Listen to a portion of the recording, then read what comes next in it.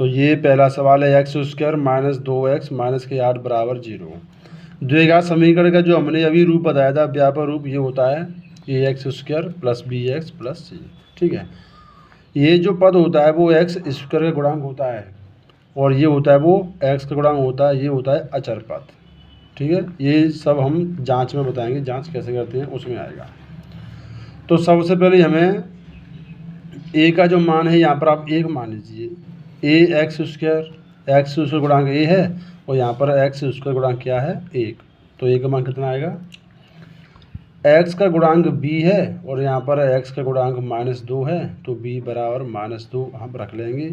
सी का गुणांक यानी सी अचर पद है, तो सी का जो मान आएगा वो -8 आएगा। ठीक है, अब हमें शून्य ज्ञात करने हैं। शून्य, देखिए ये समीकरण है, x square minus 2x minus 8 बराबर 0। तो इस समीकरण के पहले हम गुणनखंड करते हैं। देखिए एक्स स्क्वायर, अब माइनस के 2x कब आएगा, माइनस के 4x प्लस के 2x। 4x में से 2x घटाएंगे तो माइनस के 2x आएगा, और माइनस के 8 लिखिए। अब यहाँ पर एक समस्या आती है कि माइनस के 4x प्लस 2x कहाँ से आ गया। ठीक है, ये संख्या हमारी पहली आती है एक्स स्क्वायर, ये जो 8 है अचर पद वो आता है। ये प्रॉब्लम है कि माइनस के 4x प्लस के 2x कैसे आ गया, उसके लिए आपको एक नियम बताएं। देखिए माइनस के जो 8 है अचर पद है उसका गुणा करेंगे हम एक्स स्क्वायर में, ऐसे। ठीक है, गुणा करेंगे तो माइनस के 8x स्क्वायर आएगा, और जो 2x है उसे आप यहाँ पे रखिए 2x। अब नियम क्या होता है, माइनस के 8 है उसका हमें गुणनखंड करने होते हैं। ठीक है, गुणनखंड करेंगे, एक तो आएगा 4 गुणा 2, और दूसरा आएगा तुम्हारा 8 गुणा 1। अब ये देखना है कि 2 कैसे आएगा। यहाँ पर नियम होता है या तो आप जोड़िए या घटाइए, ये 2 संख्या आएंगी, उन 2 संख्याओं या तो आप जोड़िए या घटाइए, तो माइनस के 2x आना चाहिए। अब यहाँ पे देखते हैं कि 4 में से यदि हम 2 घटाएंगे तो 2 आ जाएगा, 8 में से घटाएंगे तो 2 नहीं आएगा, तो 4 में से 2 घटाएंगे हमारा 2x आ जाएगा। तो ये जो गुणनखंड है हमारा 4 गुणा 2 वो यहाँ पर फिट बैठ रहा है। ठीक है, माइनस के 2x लेके आना है, यहाँ पर लिखिए आप माइनस के 4x, और यहाँ पर लिखिए प्लस के 2x। गुणा करके देखते हैं, माइनस प्लस माइनस 4 दूनी 8, एक्स गुणा एक्स करेंगे तो एक्स स्क्वायर, और 4x में से घटाएंगे 2x माइनस के 4x में से, तो माइनस के 2x आएगा। ठीक है, तो इस तरीके से हमने माइनस के 4x प्लस 2x यहाँ पर प्राप्त किया। अब क्या करते हैं, इन दोनों दो संख्याओं की जोड़ा बनाकर कॉमन लेते हैं। इन दोनों में से x कॉमन आया। ठीक है, दोनों में से x कॉमन आएगा, यहाँ पे एक x रह जाएगा, यहाँ पे माइनस के 4। अब इन दोनों में देखते हैं, जो चिन्ह पहले आता है उसे लेते हैं। इन दोनों में हमको 2 कॉमन दिख रहा है। ठीक है, यहाँ पर रह गया x, माइनस 2 का भाग देंगे 4, बराबर में 0 अवश्य लगाएं। दोनों कोष्ठक समान आएंगे, दोनों कोष्ठक समान आने पर एक कोष्ठक इसमें से लेंगे हम, और जो संख्या बाहर बचती हैं उन्हें एक कोष्ठक में लेंगे। ठीक है, दोनों को रखेंगे 0 के बराबर। पहले कोष्ठक को हमने 0 के बराबर रखा, और दूसरा कोष्ठक है x प्लस के 2, उसे रखा 0 के बराबर। अब देखिए माइनस के 4 है उसका पक्षांतरण करेंगे, तो जो माइनस का है ना वो प्लस का हो जाएगा, प्लस के 4, और ये जो x है प्लस का 2 है वो उधर जाएगा, तो माइनस का 2 होगा। तो x के मान यहाँ पे 2 आए, 4 और -2। ठीक है, ये हमारे शून्यांक हैं, ये शून्यांक यहाँ पे प्राप्त हो गए।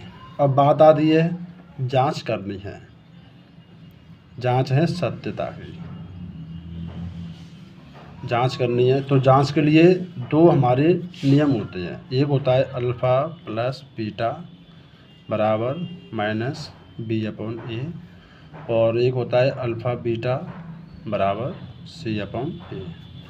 अब बात आती है अल्फ़ा बीटा क्या होता है। तो जो हमने शून्यांक यहाँ पे प्राप्त किए हैं, पहले शून्यांक को अल्फ़ा मानते हैं और दूसरे शून्यांक को बीटा मान रहे हैं। ठीक है, और जो ए बी सी के मान हैं ये कहाँ से आएंगे, ए बी सी के मान जो हमने यहाँ पे बताया था द्विघात समीकरण व्यापक रूप, इसके जरिए से जो हमने यहाँ से मान निकाले हैं ए बी सी, ये हमारे मान यहाँ पे लिए जाएंगे। तो जांच करते हैं। अल्फ़ा का मान है 4 प्लस बीटा का मान है -2। ठीक है, माइनस ये हमारा माइनस सूत्र में ही है, नियम में ही होता है। बी हमारा ये रहा -2 रखिए, और ए हमारा है 1 रखिए। प्लस माइनस आप जानते हैं, प्लस का माइनस से गुणा करेंगे माइनस होगा, माइनस करेंगे तो प्लस हो जाएगा, प्लस के 2 कर दीजिए, बट्टे में 1 है, 4 में से 2 गया तो 2 बचेगा, 1 का भाग देंगे 2 में 2 आएगा। ठीक है, ऐसे ही अब इसको देखते हैं। यहाँ पे जो आप देख रहे हैं अल्फ़ा बीटा, इसमें बीच में गुणा का चिन्ह साइलेंट होता है। ठीक है, तो इसमें गुणा करते हैं हम। अल्फ़ा का मान है हमारा 4 गुणा बीटा का मान है -2। अब सी हमारा ये रहा -8, और ए हमारा ये रहा 1। गुणा करेंगे, माइनस प्लस माइनस हो जाएगा, 4 दूनी 8, 1 का भाग देंगे -8। दोनों तरफ माइनस का आ रहा है, आप माइनस से माइनस को उठा सकते हैं। ठीक है, दोनों पक्ष बराबर आ गए हैं।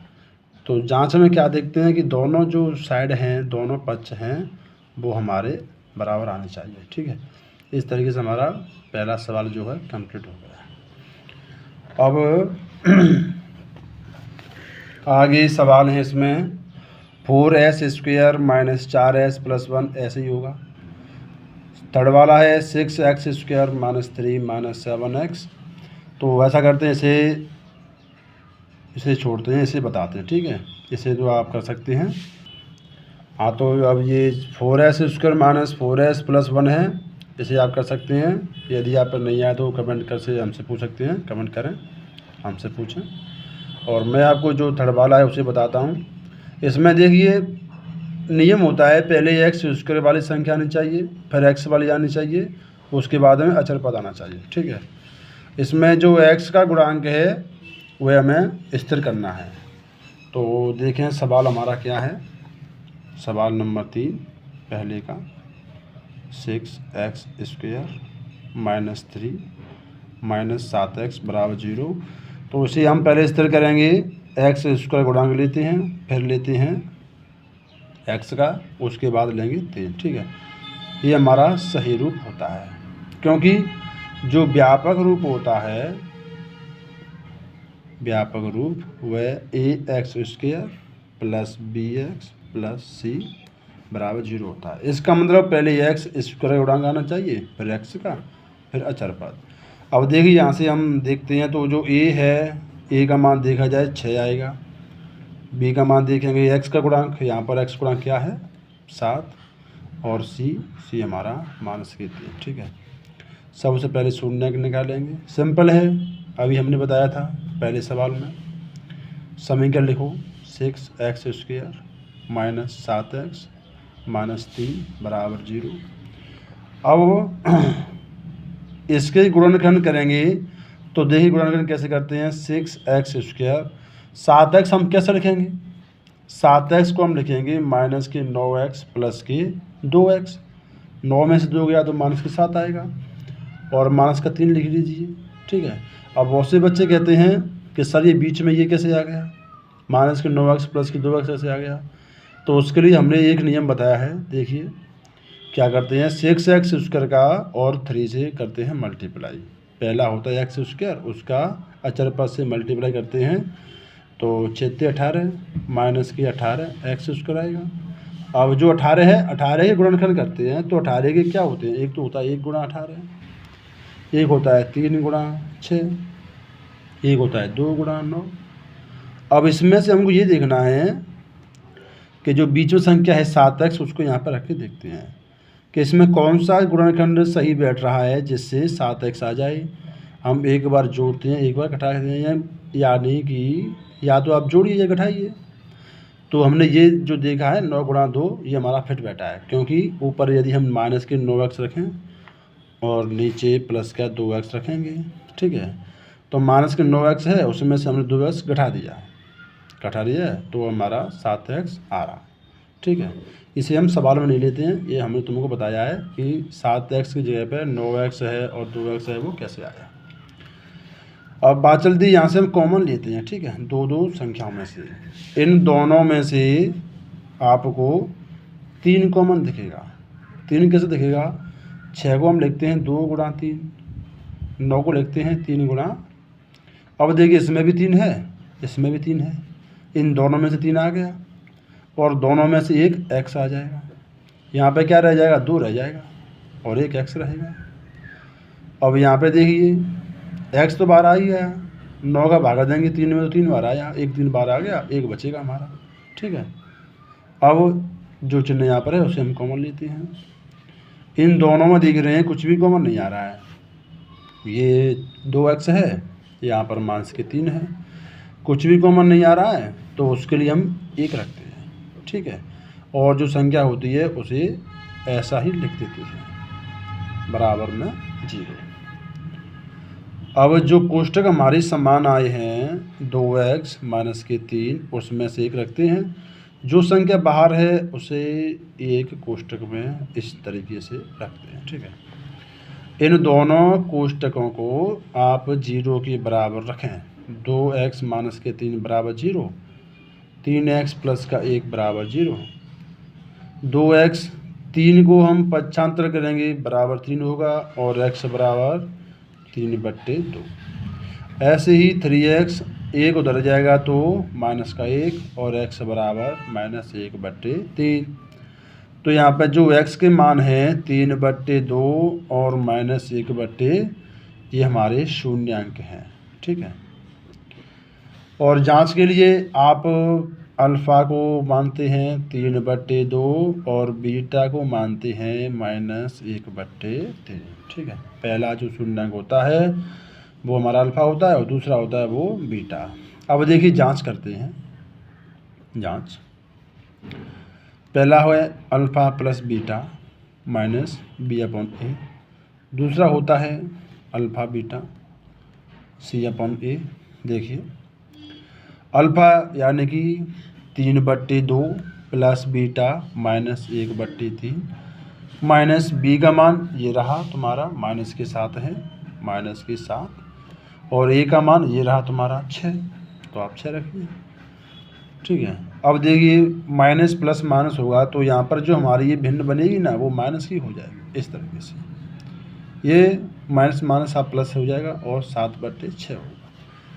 अब भिन्न देखिए सॉल्व तक कैसे करेंगे हम? बहुत सिंपल तरीका है, 3 का गुणा 3 से करिए, क्रॉस मल्टीप्लाई देखते हैं। 3 × 9, 2 एकम 2, और इसका आपस में कर दीजिए, 3 दूनी 6 बराबर 7/6। ये आसान तरीका लगेगा सबसे। अब 9 में से 2 घटाएंगे, क्या बचेगा? 7, 7/6 बराबर में 7/6। देखिए दोनों पक्ष बराबर हैं, दोनों पक्ष बराबर ही आने चाहिए, तभी हमारी जांच होती है। ठीक है, इस नियम को देखते हैं। अल्फ़ा है 3/2 और यहाँ पर गुणा मानते हैं। ठीक है, गुणा का चिन्ह साइलेंट होता है। बीटा है -1/3। अब सी ये रहा हमारा -3, ए हमारा ये रहा 6, c/a -3/। गुणा में क्या करते हैं? देखो नीचे की संख्या से यदि ऊपर संख्या कट रही है तो काट देंगे, हम क्रॉस भी काट सकते हैं। ठीक है, ऊपर बचेगा -1 और नीचे क्या बचेगा हमारा 2। अब 3 से कटेगा, 3 × 1 = 3 और 3 × 2 = 6 होते हैं, 3 एकम 3, 3 दूनी 6, तो ऊपर क्या आएगा -1 और नीचे 2। यहाँ पर आप माइनस काट सकते हैं, तो यहाँ पर क्या रहेगा 1/2 बराबर 1/2। इस तरीके से दोनों पक्ष जो हैं बराबर हो गए, ये हमारी जांच होती है और ऐसे हम शून्य प्राप्त करते हैं। ठीक है।